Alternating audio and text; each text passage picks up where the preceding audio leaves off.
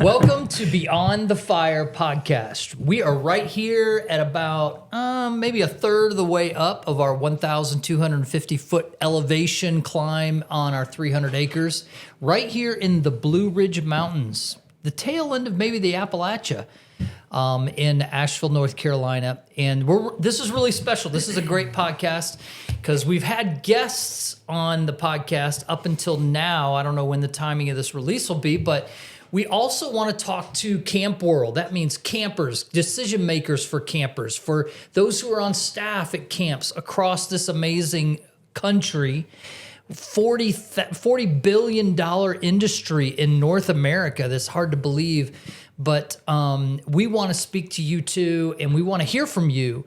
And because all camps are structured differently. So in the podcast studio here at Camp Cedar Cliff, we have the illustrious Sawyer Brady, who is the director of grounds, our grounds director and director of outdoor recreation. And we want to talk a little bit about that because that probably doesn't mean much to other camp worlds because we all have different titles. But we also have Ben Davis, who is our director of programming and marketing. That's an interesting comparison, kind of like grounds and outdoor recreation. That actually makes a little more sense than programming and marketing. You're kind of in, these are a clash of a couple of worlds. And so we want to dive into that. This is part of a package we're doing about Camp Cedar Cliff's history. And this is the more recent history of what God's doing here on the property now and what our structure looks like in leadership here at the camp. So Sawyer, Ben, welcome to the podcast. Thanks for having us. Yeah. I just talked a lot. It's good. That's what we do here at camp. We do. We do talk a lot. Yeah. Some more than others, you might say. Yeah, some too much. Well, so I don't even know how we're going to structure this other than I want to give these people listening or watching an idea of what camp structure looks like, what your roles are, and how that plays into the camp. But I thought it'd be good to first talk about the importance of camp in the life of a camper. Yeah. You know, where you both have kids. Sawyer's got 4 kids. How is that possible? You have 4 children. It's amazing. It's possible. It's happening. And Ben, you have 2 kids. Yep. Slowly catching up. Yeah. Not going to get fully to 4, hopefully. Yeah, that's the plan? No, not. Oh, not? You're Yeah. done? No, not done, but not to 4. Did you So tell them 3. the news? No. But number 3? Nope. That's not true. Okay. We'll be watching this. So yeah, you know, you guys have kids, and I can't imagine in 2026, not that, you know, freak out about this. I mean, everybody's been raising kids in different generations, but you got this challenge of how do you keep from raising an iPad kid? You know, how does the screen end up being your inexpensive babysitter? The pacifier of 2026 is the iPad. And if you don't know what I'm talking about, iPad kids, just go to YouTube and put in iPad kids. It's disturbing what these screens are doing to our kids. Yeah. So camp is just, we're partnering with parents to say, let's get your kids outside. Yeah. Yeah, it's just giving them a place to escape and also to really get in touch with their creator. I mean, because camp for me is where I got saved. Not Camp Cedar Cliff, but Hume Lake when I was in 8th grade. And from there, I was just like on fire, you know, just ready to go. And I grew up going to camp and everything. And I just think the experience of going and actually, you know, not just getting out of your routine and, you know, making more friends. And we went with our small group leader as our counselor. So, you know, really getting to know them a lot better. Yeah.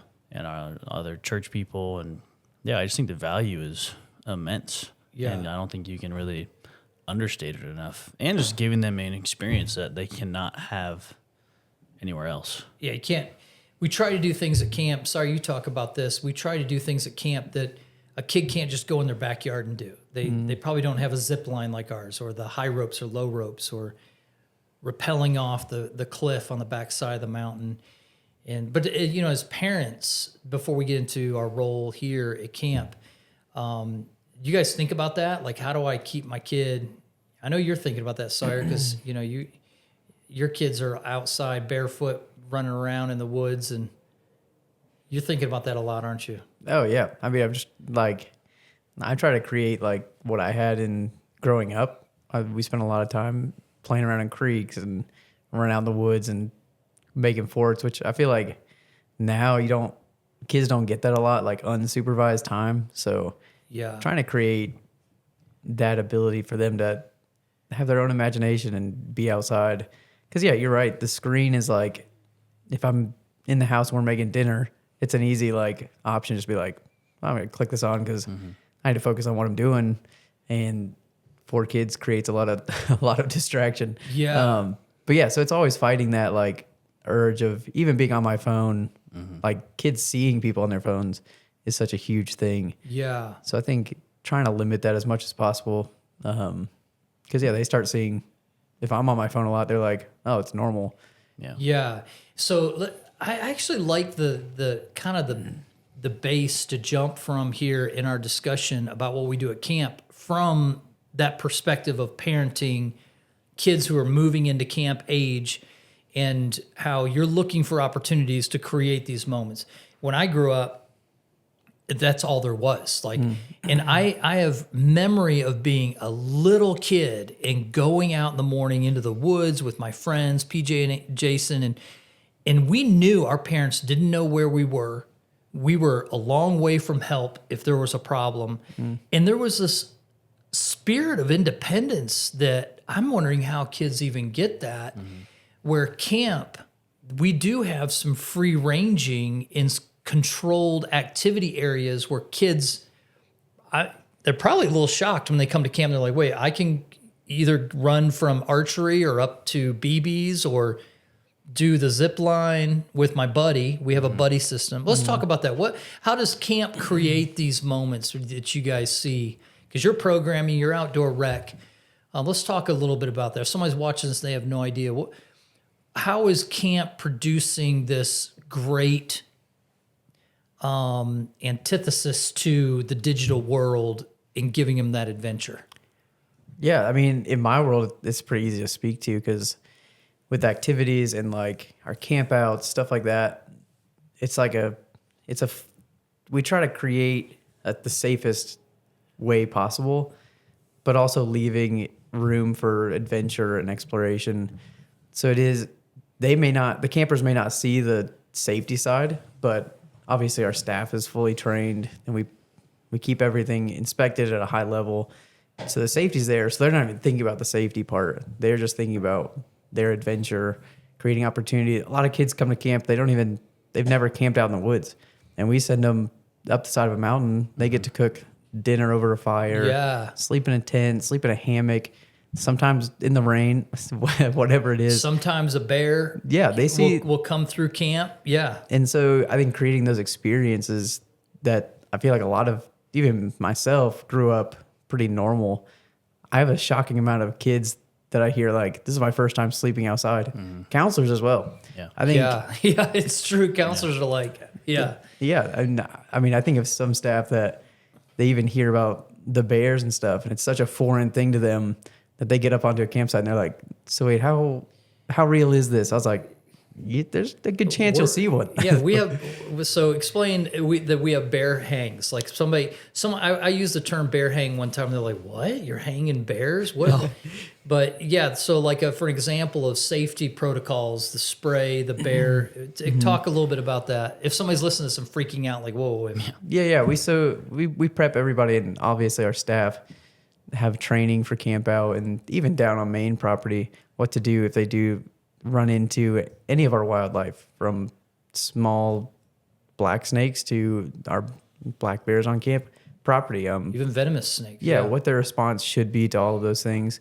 They all carry a radio, of course. They can contact their coordinators, and then I also have one at all times. But yeah, they carry bear spray with them to campouts.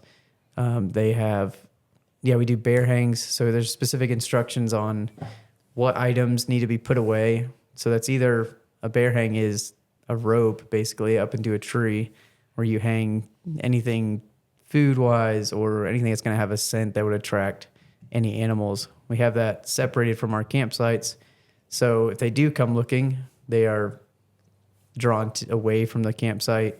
But yeah, there's training on even little things like deodorant, a pack of gum, just kind of random stuff. Our bears are looking for the easiest Sniff it possible out. meal.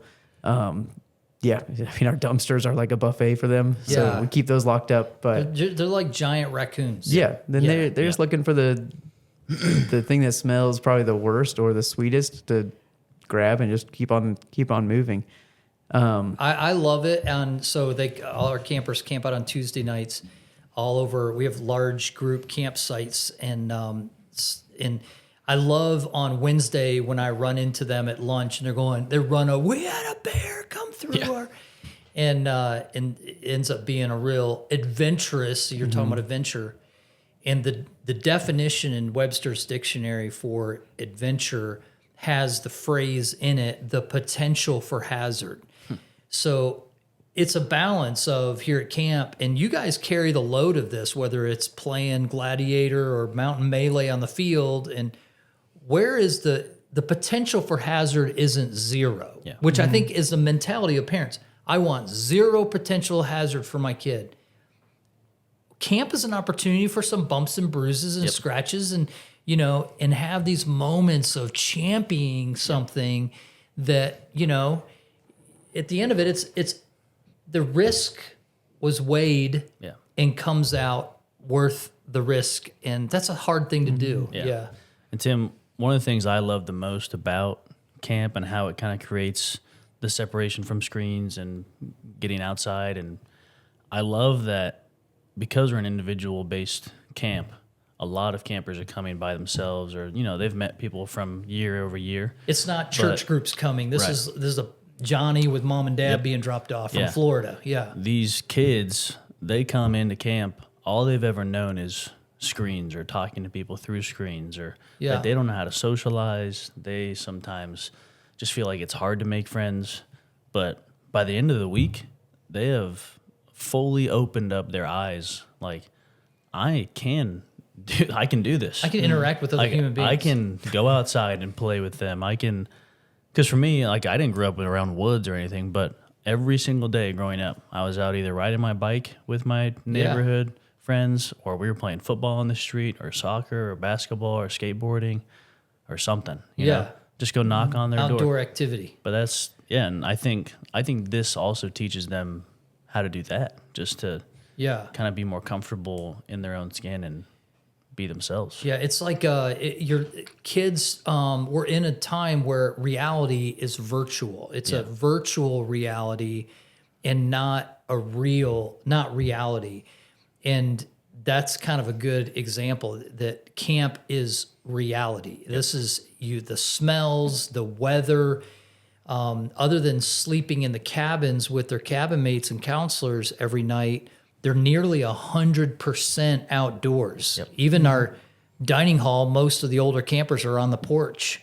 And if it's raining, the rain's blowing, in undercover onto their tables.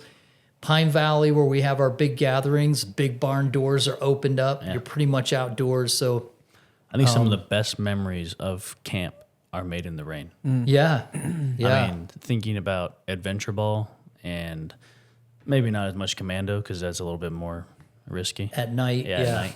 But Adventure Ball, I mean, when you're playing in the rain, the field's slick, you're sliding all over, tagging people. I mean, that is awesome. Yeah.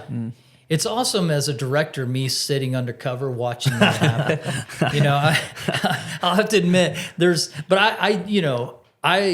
when I watch the staff, our full-time staff, our summer staff, and they're just drenching, they're leading the charge, and they're hyped up. They're like just loving it. Yeah, it's a moment. It's awesome. Yeah. Kids learn they're waterproof. Yeah, they do. Yeah. And so, you think about these, let's lean in a little bit because the grounds role for other people who might be thinking about camp, this is 300 acres. I would say nearly 40% of it is developed. A lot of it is just natural woods. It's a boundary for camp. But that's a huge responsibility to take that on.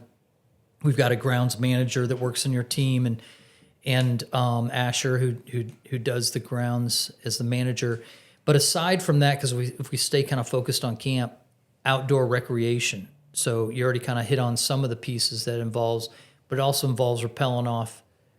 I always say an 85-foot descent. I don't know that we've measured that. I don't even know where I got 85 feet. Do you know what it is exactly that they rappel? Yeah, I mean, it's closer to like 65, 70 feet. Okay. But it's broken up on the first. You have like a 10-foot kind of like intro, and then there's another ledge you go off of, rappel off of. And then part so of it's a little bit broken negative up. where they're suspended. Yeah. Yeah. Yeah, so definitely like they're learning to trust that equipment, Yeah. which is fun to watch. And let me tell a story about Sawyer here that I think is interesting. They were up there one time and you smelled something. Like you smelled, and around here, if there's a venomous snake, sometimes you can actually get a whiff of the pungent kind of musk. And remember, you're up. Were you with the group, or were you up there with staff? Yeah, so we had a group up there, and we usually get up and set up a little bit earlier while the campers are hiking up, because we take a vehicle in case of an injury or whatever, just to get supplies and A 4-wheel drive vehicle that's at a 45-degree angle to get there. Yeah. And so we get up there. We usually set up and then do a couple test goes, just to make sure everything's in line. I mean, we're on a cliff, so I'm going down making sure poison ivy hasn't sprouted up in the last 2 weeks, or there's a yellow jacket nest Or rattlesnake in one of the crevices. Yeah, so we kind of we go through to make sure everything's as safe as we can get it. But yeah, so I just done that, and there's the easy like camper path that comes back up. They hike back up to the top of the cliff, the rappel site.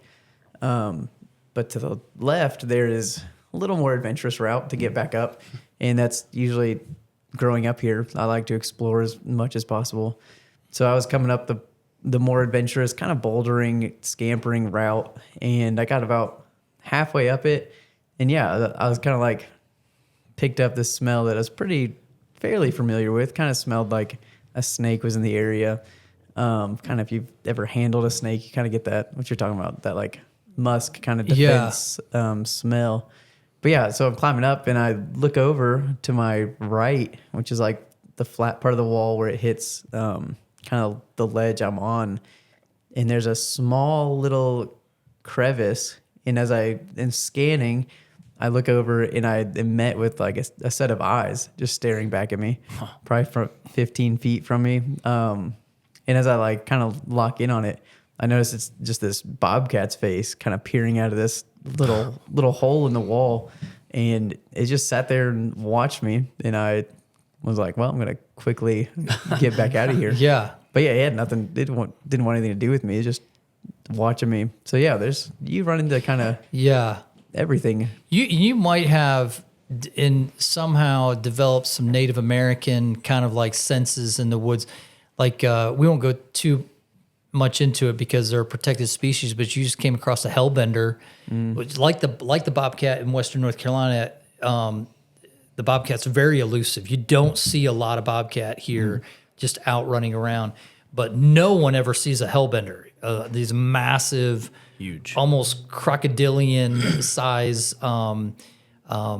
salamander family, and so that's good to have. I think as an outdoor rec director, that's something that's probably a good little skill, paying attention to. Have you ever come across with campers a venomous snake, or just staff? Yeah, not with campers, just usually staff coming up or down. Yeah. But And what would those be? Like what are we watching out for here at camp as far as venomous Western North Carolina? The eastern diamondback, and then the timber rattlers are pretty much more rare. You don't see them as often. And then the copperheads are where we see most often. Yeah. Which people shouldn't freak out. I mean, that's we're trained in that, in how to remove them and relocate them. There's a lot of adventure for that as well. I'll say something. It's crazy when you're driving around camp with this guy, because I'll just be driving and he will just like look up. It's weird. 200 yards up the woods. And, possum! Yeah, it is weird. Sorry, you have to admit, I don't know. It's impressive. We've all experienced it. Yeah, your ability to I'm not built that way. Also, identify I also want on wildlife. the record that I hate snakes. Yeah. So I'm also not built in that regard. Are you hate spiders more than snakes? Or No. are you?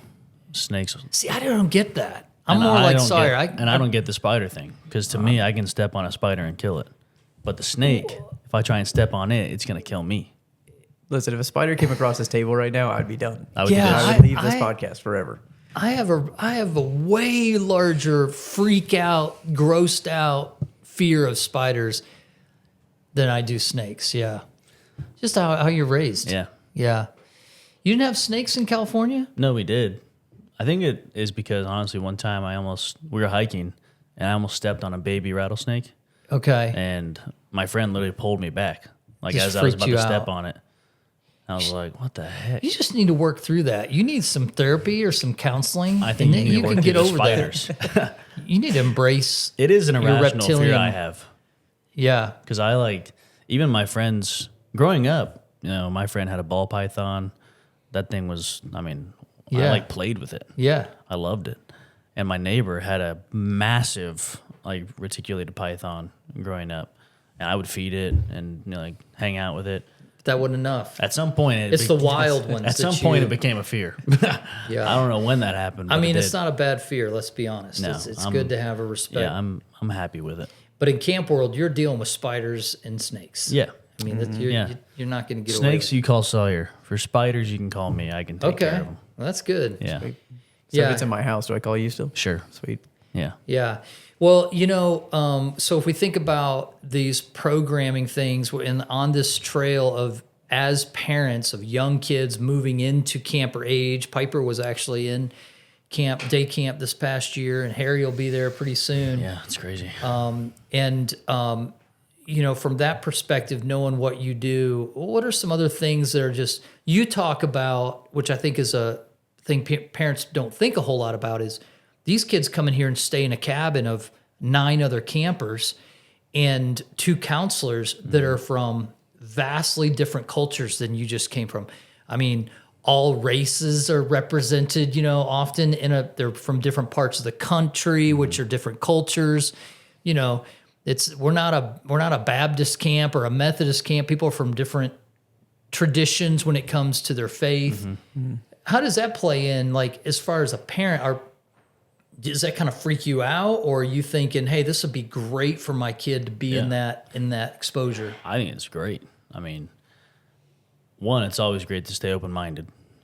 I think as a person in general. That just because you look different than me doesn't mean Yeah, we like- can't be friends. Or Yeah. I think it's great for kids to learn from an early age that just because we might not see eye to eye or we were raised differently, that doesn't mean that we can't be friends. Yeah, and Like, treat each other with Yeah. respect. Yeah, and- like, I'm gonna respect you. I'd hope you'd respect me. So, for me, it doesn't freak me out because, I welcome that. I think it's great, and I think just to see how every kid is so unique in their own way. Like some kids might come and they're a little bit more athletic, or some are more into reading, or like other things.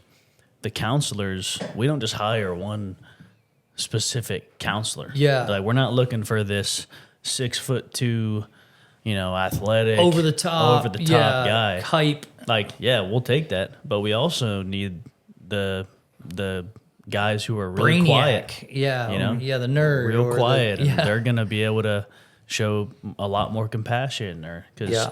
there's such a diverse group of campers that are coming that we have to fit every mold.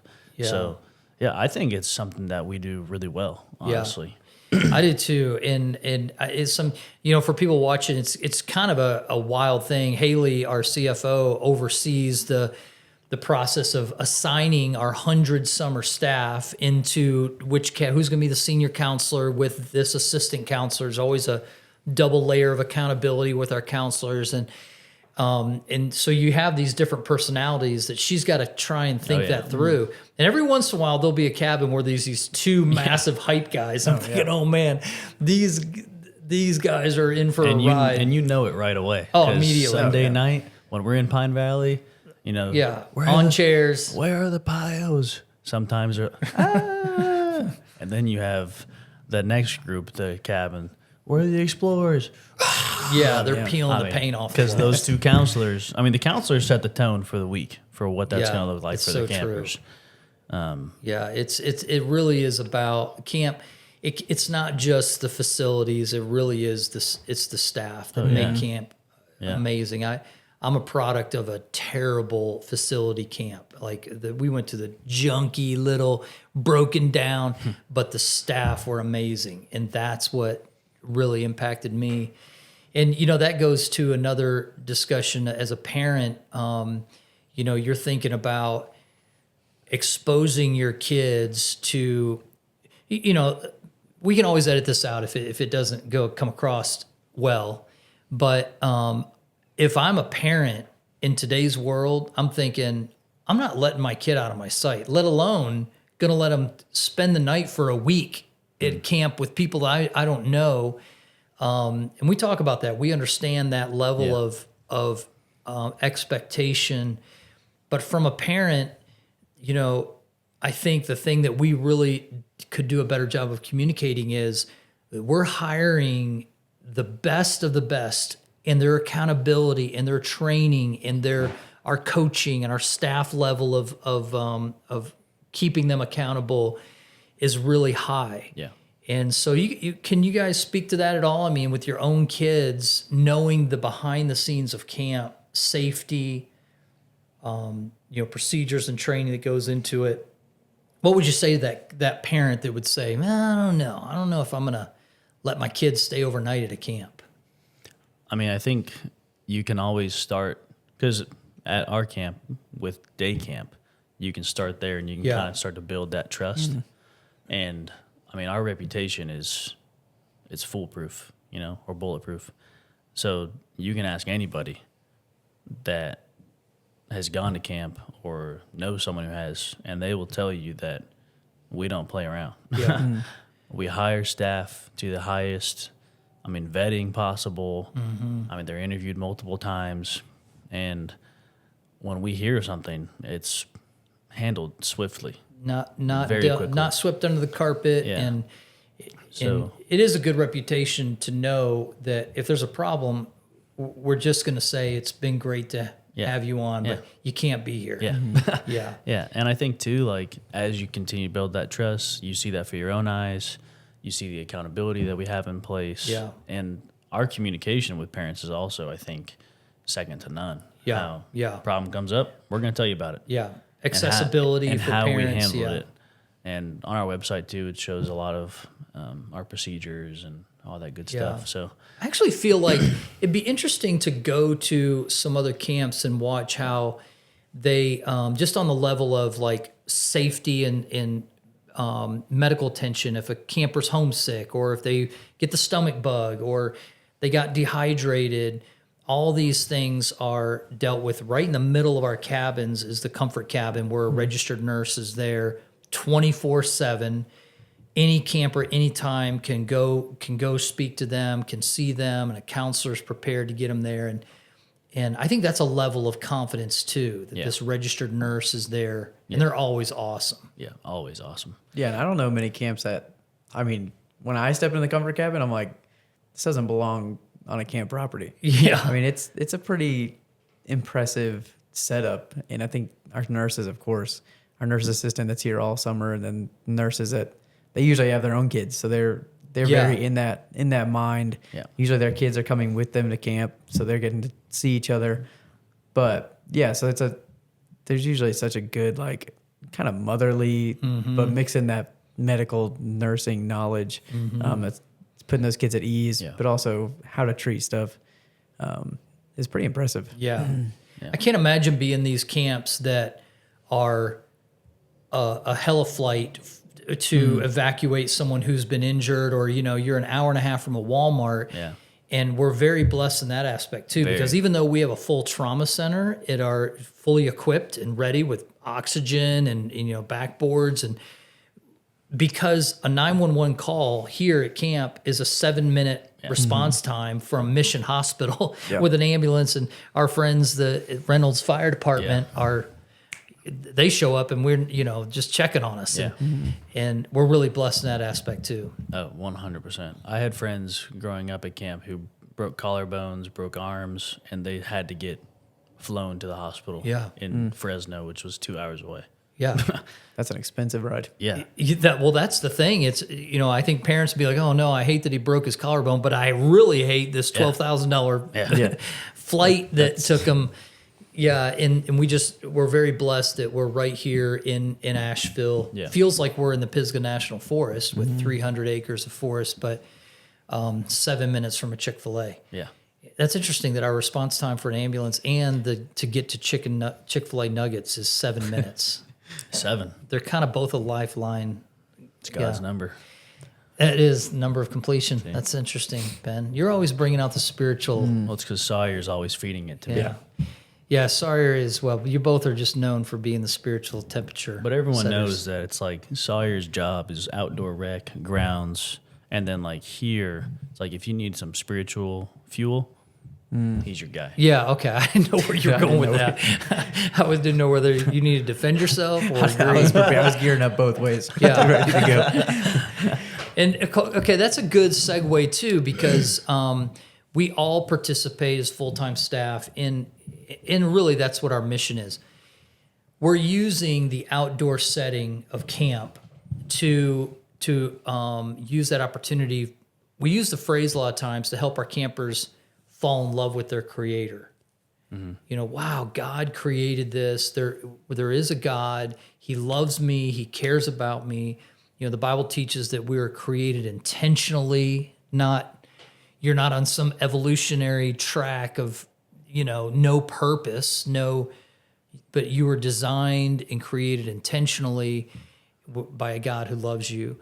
And I think for a lot of parents coming from different faith kind of backgrounds, there could be some anxieties about that. Like, man, what are they recruiting my kid to be something? And we just don't shy away from the fact that the Word of God is being taught. And now we don't deal with sensitive subjects here. It's the fact that there is a God. He loves you. There is truth in God's Word. But parents can send a kid to camp, or they ought to be able to send a kid to camp not feeling like they're being indoctrinated in some strange kind of belief system. But from a parent's perspective, do you see there being a concern about that? Not a concern. I mean, I think parents want their kids to have an experience that they'll have fun. Yeah. And we will have a lot of fun here. And I think parents know that. But we also, like you said, we don't shy away from the fact that we are a faith-based camp. And so everything that we do is centered around the gospel. I mean, there's devos every day, there's services every day, morning and sometimes night. There's plenty of opportunity for that. And I think parents really honestly respect that and like it. And I mean, we this last summer had 305 campers come to know the Lord at camp, which is a miracle. It's amazing. And I mean, those kids are typically, I think, coming from probably not really a faith-based environment. Yeah, a lot of them. And that's, again, goes back to our reputation of, like, we're not going to, like, just brainwash them with stuff. We're telling them the truth, and they're revealed the truth while they're here. And I think this, from seeing the community also around it, they can see, like, how good it is and how much joy is brought from it. And, like, I mean, parents say all the time, like, what happened at camp? Yeah, yeah. This kid. I love that. This kid is different. Yeah. And that's the goal. Yeah. I mean, obviously, the gospel's the goal, but, like, for them to go away and actually have a result and, like, different actions come out of it, that's awesome. Yeah, to be thankful and to parent. I've heard that many times. My kid just got in the car and he was just like, thank you for sending me. And this made lifelong friends and loved their counselor. And in many ways, I feel like camp is undergirding things that parents are teaching at home. How to treat one another. Hey, be adventurous. Take some, learn something. Meet new friends.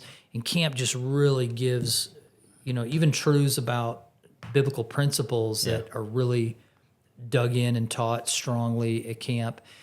Yeah, and camps are so different, in their structures for leadership and how they, whether it's a faith-based camp or not a faith-based camp, a nonprofit, a for-profit, and we are a nonprofit faith-based camp. And I would say we're generally a small camp, under 2,000 campers for the summer. I think this summer we're going to be edging pretty close to 2,000. We had just right around 1,800 this past summer. And so I know if you're from Camp World, you're hearing about some of these things, and that's an interesting comparison because there are some camps that are 12,000 kids in a summer. I think Chick-fil-A's WindShape boasted of like 32,000 campers were in WindShape camps this past summer. That's nuts. But there's probably advantages. The camp I went to is a tiny little camp. Yeah. And I love the fact that we're a smaller camp. Yeah, it's fun. All camps have different programs. The way they pull off a week of camp, we have something kind of unique here in that we run a theme through each summer. It changes. We spend a lot of energy on building an exciting stage in our Pine Valley kind of gathering space where kids get up on the stage and do crazy stuff. Staff are doing big skits, big drama. Let's talk a little bit about that. Like, that's a good kind of behind the scenes. Parents don't get to see it until end of week video, and then it's just glimpses of it. Yeah. What role does that play in an overall camp? The theme, the drama, Yeah. the spiritual piece to it. Yeah. The theme, I think, it's obviously the spiritual emphasis for the week, but it's also how we correlate it with the drama. So we always do, like this last summer, we did Bamboozled was the theme. And the whole idea was like how we're being bamboozled by the world. Talks about like just like the pursuit of idols and just that whole kind of premise. Yeah, distractions from the truth. Yeah, distractions of God's from the word. truth. And so we focused on that, and how we did it was we just made it like a fun kind of like skit, but it also made sense with what we were tying into the Bible. And so we always try and focus on that, and it's literally everything that we do throughout the whole week. So, we do a themed dinner party Thursday night where everyone dresses up in Western outfits, and we have like a little party with that. And we make new teams every single year. We have the two faithful teams, the red and the blue, which I can't say what team I am because Blue team all the way. I just have to stay neutral. Well, the system's a bit rigged. Yeah, We won't talk about that, but it is and it isn't. There's reasons. Campers are convinced that the blue is gets superior. Gets the short end of the stick. Oh well, see, 2 summers ago, blue always won, and then Is it red? The red team. Yeah. Well, blue always won, and then the summer before that was always red. So yeah. What changed? I don't know. People lost their fight for Ever their living team, their minds. passion. Yeah. But yeah, we always come up with new teams that kind of make it fun with Western. Like this last year, we did the Rattling, something. the Coyote, The Cackling Coyotes. Cackling Coyotes. Uh-huh. And we did the something Bandits. Don't even Struggling know. down. We moved on to the new We're thing. struggling, as you can see. Yeah. But we don't want to tell what this summer is yet. We're not reveling that. No, Stage has been torn down. Yeah, the stage is gone. has been removed. I'm a little bit shook, I'll be honest with you. Yeah. Because I actually spent a good bit of time and effort on Yes. that western town. Yeah. We don't same. skip any small detail building those. Golly. No. And before that, it was a giant ship, Yeah. an actual ship I mean, we've had smashed onto the stage. full on farmhouse barn. We've Bridge. had a swinging bridge. Yeah, I mean, A legit the swinging whole bridge. ship. Yeah, I'm proud of the legacy of the stages. Oh, yeah. This summer's got to live up. It will. I think we have some things in It play will. that I'm oddly out of the loop this year. We'll bring you in. I feel like I'm like leading I haven't even made my diorama. I know. I was thinking about that actually just recently. But yeah, we gotta. You got to bring me into It the may loop. it may require us a I'm part of the creative trip team. out of the Yeah. state. Well, we've kind of been waiting until after this retreat comes, and then we're gonna really dive into it. Oh yeah, okay. Okay. So So they're going to have a But- blank slate at this retreat coming yeah, in. just all painted, fresh paint. Well, we know that that the theme lines up with kind of a biblical principle, typically a storyline in the Bible. Yeah. And I love you. You alluded to that this past summer. Jezebel and Ahab were kind of represented by this Arabella. Ahab, Jezebel, Arabella, and she was bamboozling the cowboy town, and Elliot was kind of representative of Elijah coming to town, going, "Hey, no, this is a false. This is not real, not true." And so there's this moment of the town coming to realize that, man, we're being bamboozled, much like Elijah up on Mount Carmel, and he has the prophets of Baal that he goes against. So you parallel these two, and it's halfway through the week before the kids are kind of going, "Wait a minute, this is just like that Bible story. This is," and they're learning that visual. And so, are we able to give any away for this summer yet? I know a little bit of the theme and the spiritual, the biblical side. Probably not just Okay. yet, but All right. it is in development, and it's gonna be pretty awesome. But let's just say the 300 acres of forest is really going to support the theme. It is, and that's what we'll say. That's So Is that more than you want to say? no, it's perfect actually. I Yeah. kind of love it. Because you can't look at the woods and go, "There is no God." Yeah, Something had to make all this. that's right.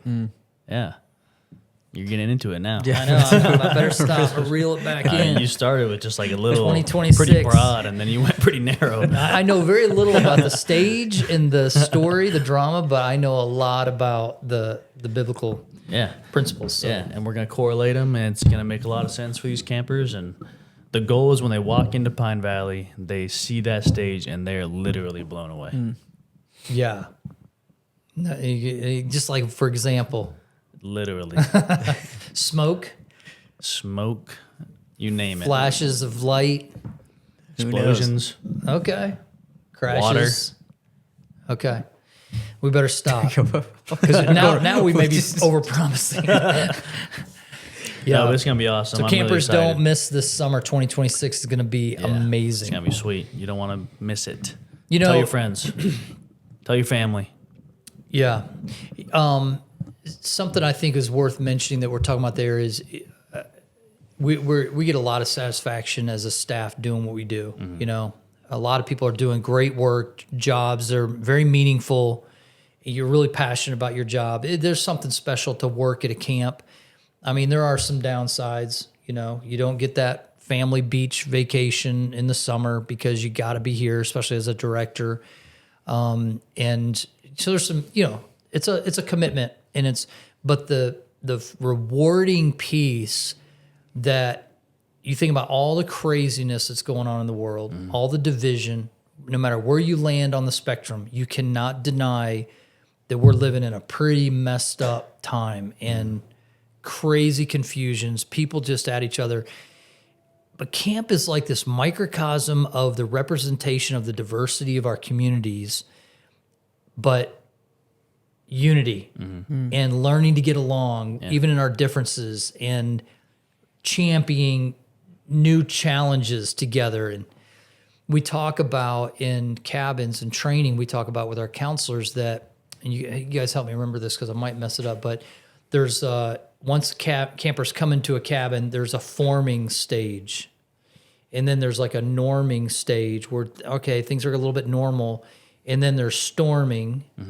And then there's performing. And we try and move, because different camps, especially guys, are posturing, personality conflicts. So there's this norming, forming, I guess is what it is. And then it gets to a storming point, typically in a cabin. Girls, it's more little looks and maybe, but they eventually, and sometimes early in the week, get to this performing stage where, man, we're just brothers. Yeah. And they go to war for one another. Yeah. Let's talk a little bit about that. Like, what value can parents kind of put on that of this is such a good thing for my kid. I mean, I think just the brotherhood. I mean, talking about guys. I mean, you literally see them go to war for each other when we do rec. Yeah. I mean, rec is wild. It's intense.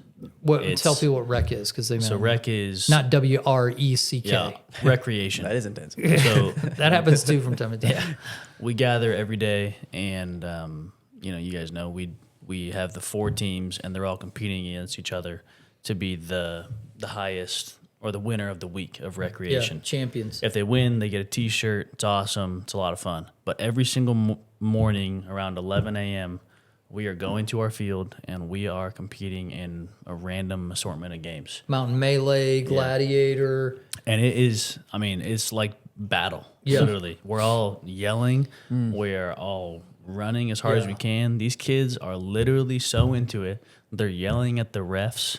It's like, you're wrong. Yeah, you missed it.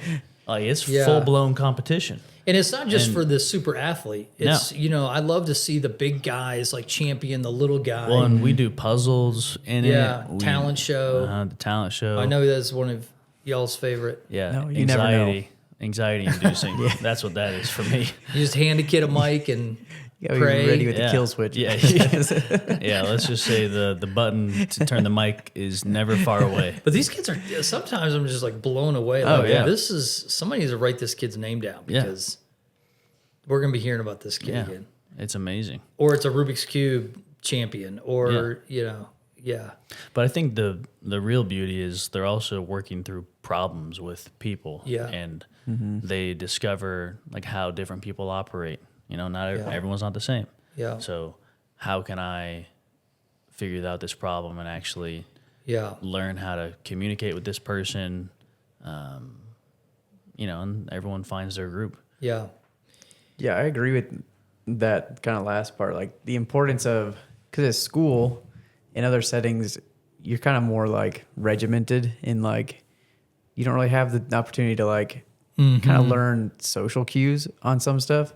But yeah, in the cabin, like that like storming phase is honestly It's so real. important because I specifically work with like our 2-week campers, usually our older campers. They're here longer, and so The Mountaineer program. yeah. And so sometimes they storm multiple times, Yeah. just because they're together so much.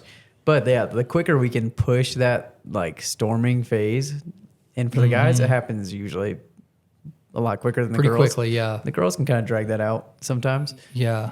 But yeah, It's I mean, subterranean with the girls for a while. yeah, and it boils up.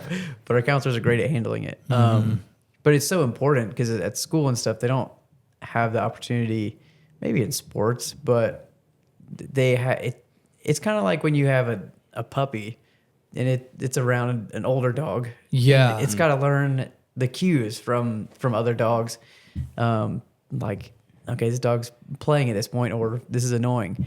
So that like the social aspect of it is so important, and they get to learn from their counselor, but also their cabin mates as well. Yeah. Kind of where you're pushing too far or what's acceptable. Yeah. And it's important for a lot of our campers because they start pretty young as well, and learn some pretty valuable Yeah. social cues. Yeah. In our cabins, which is as long as it's channeled and fostered correctly. Yeah. Which we teach our counselors kind of how to manage that. You kind of let it, some of the stuff, kind of let it them figure it out on their own. Yeah. Problem solving, like you're saying, it's important. When I first came here 11 years ago, I had the mentality coming from a student pastor's kind of heart where, man, we don't want to lose a camper. We don't, we're going to, no matter what their struggle is, no matter what they're bringing to camp, and whatever kind of trouble we're just going to kind of, we felt like we were losing if we didn't maintain that, we can't send a camper home. Yeah. And I've learned over the last few years that there are some campers that come to camp and they're in the middle of a trauma situation, and we can't rob this entire cabin of their experience because one camper can't get on board. And so we talk about the storming. What the idea is, they all come through it. It galvanizes them as a team. They become these brothers or sisters in camp. And But there are some times where a kid just can't get on board, and we can't allow that to affect the entire cabin. It's hard for me, honestly, when I think about it. Yeah. In the early days, that we didn't step in, and now we recognize it so early. Yeah.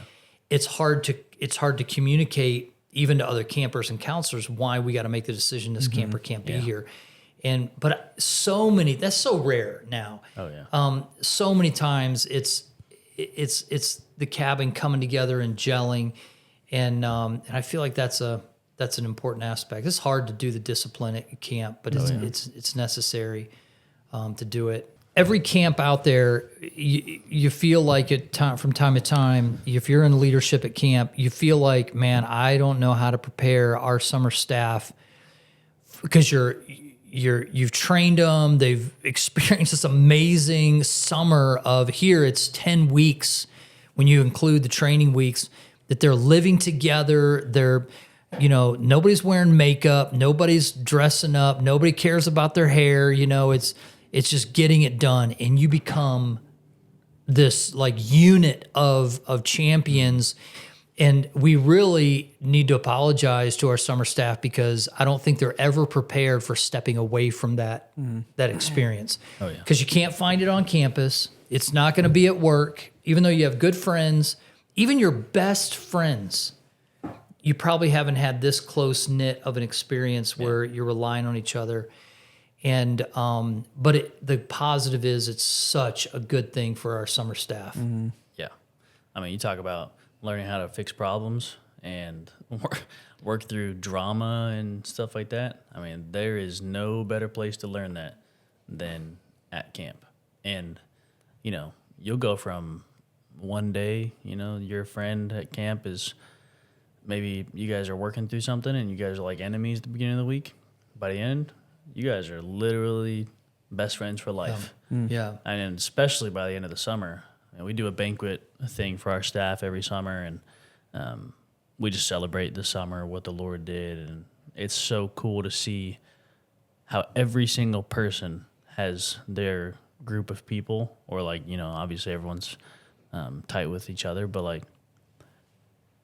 everyone is able to bond together in such a tight way that, like you said, you cannot replicate that. I've never been at war. I've never served in the military. I have a lot of respect for those who have, especially those who have been inactive. And you hear these things about, and they come home and there was such a brotherhood at war. And not that it's any comparison to going to war and your life being on the line and giving your life and seeing your friends, in that horrible of a situation. But I do get a glimpse of what they're talking about, that I've been through something with other people, and I've galvanized a relationship with them that's going to last for the rest of my life. And I see glimpses of that in the summer, that they serve a tour of summer staff. And just so people know, explain to people who are listening about the 4 tiers. Like, we have staff that are kind of a broad age spectrum. So for the people who are listening to this, and maybe other camps that are wondering what our structure is, give them a glimpse of that. Yeah, so we started off at like our kind of management level for the summer is like our senior staff. So they're usually first to second year college kids to kind of oversee an area. And honestly, they take on quite a bit of responsibility.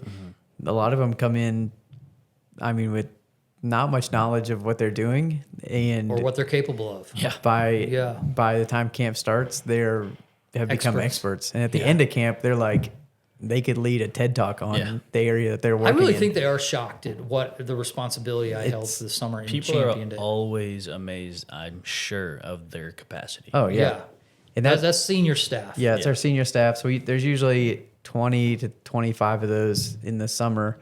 Not in cabins. These are program. Yeah, they're overseeing different pieces of the program. They're in the kitchen. They're leading the counselors, Running trading posts. running recreation activities.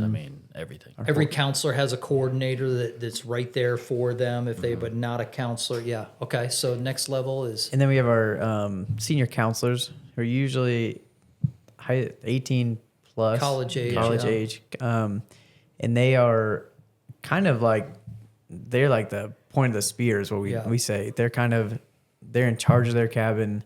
They're leading kids through Bible studies, making sure they're cared for. If they need the nurse, they're running activities. I mean, they do it all. They're pouring into these kids, and they're spiritually leading them, also physically leading them through the week to have a safe and life-changing, hopefully, summer. And those are just, again, probably 20-ish guys. They're Guys and 10-ish, girls. 10, 12 guys, 10, 12 girls. And that's you talk about a tight-knit group. Yeah. That group becomes super tight. That's a fun group to work with. Yeah. And they kind of set the tone for the summer. Yep. Their spirit, the way they lead their cabin. I mean, it's rise and falls with the counselors or campers experience with that senior counselor. And high level of energy and emotions poured out into a summer. Then you step down to our assistant counselors. So there's one senior counselor, one assistant counselor in every cabin. They usually have 10 campers that they're responsible for the week. But our assistant counselors, they are usually upperclassmen in high school, and they are there to assist that cabin. That senior counselor, they're there to back them up. For accountability's sake, we have 2 counselors in there. And they get to do the same things. They step into their final fives every night, which is a Bible study, kind of either what they've heard in the service or just things that they want to, the verses or Bible studies they create. They Like come the up with final themselves. 5 minutes of the day, we're going to think about this as we go to sleep. Yeah, and that's a super sweet time, because some of them tailor, or not some of them, all of them tailor it and kind of shape it to their cabin each week. Which is super cool to watch, and they are serious about it. They'll find any free time to go work on that and prepare. So that's our assistant counselors, super important on the, I mean, kind of have a pulse on the cabin at all times.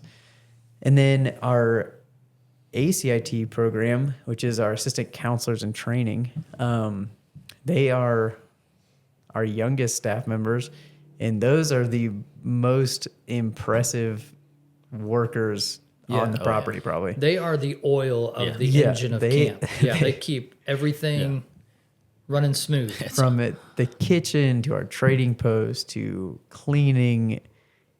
They get to jump in with those final fives sometimes to kind of get that counselor and training part. They get to see what a cabin looks like. They jump in with the pod in our day camp. So anywhere you go, you're probably going to see an ACIT doing something wild. And we have between 18 and 20, sometimes as many as 24 of those.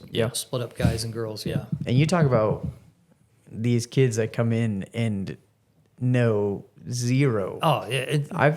I've seen.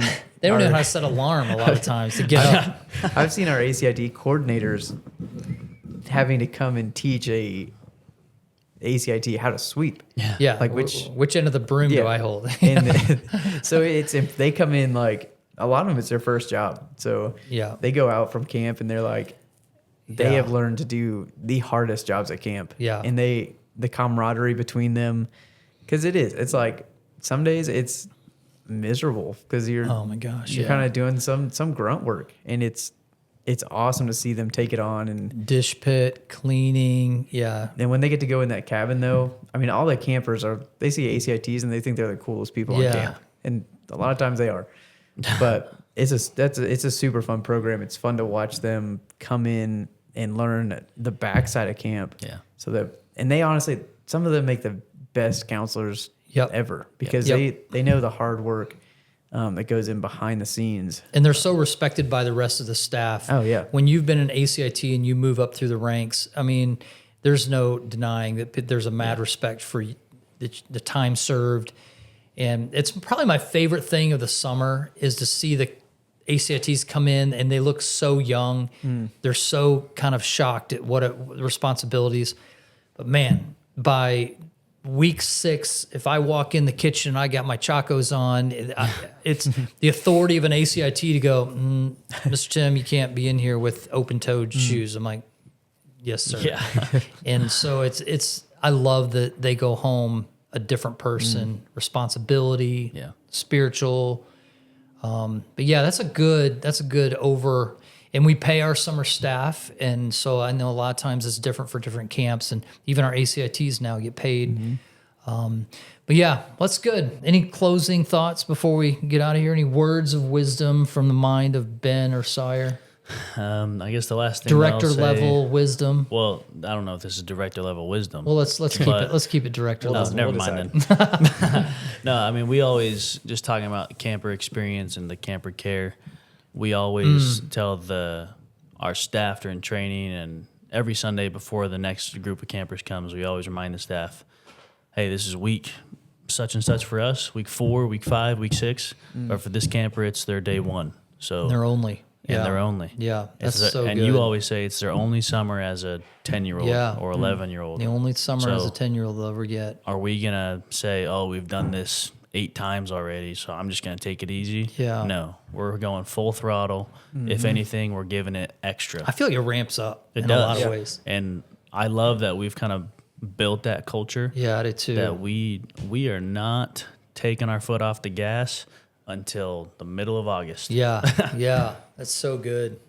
So Yeah, well, you guys set a lot of that tone, and I'm super grateful for you.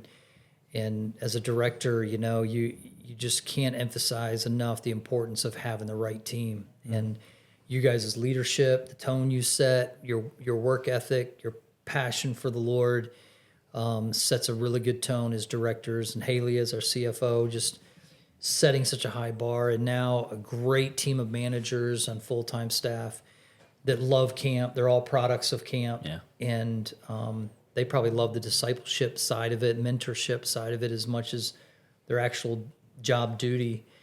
And but yeah, this has been good. This is Beyond the Fire podcast at Camp Cedar Cliff, just giving you a little glimpses of what happens here at camp and what our team looks like. So thanks for joining us.